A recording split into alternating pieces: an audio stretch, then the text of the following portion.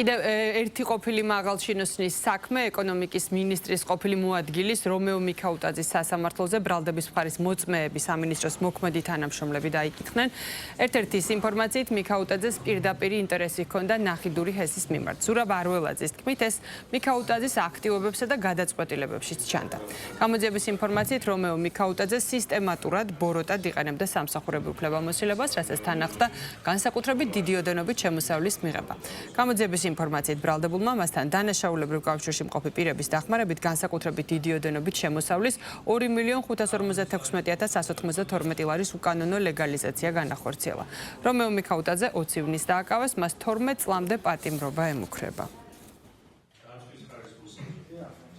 მოწმემ ცალსახად განაცხადა, რომ საბოლოო ეტაპამდე სანამ მივიდოდა გადაწყვეტილება ამ პროექტს დეტალურად ამოწმებდა ეკონომიკის სამინისტრო. ეკონომიკის სამინისტრო აკეთებს შესაბამის დასკვნას. ეს დასკვნა რო ყოფილიყო უარყოფითი, ამ პროექტს ვერანაირად ვერ გაიტანდა.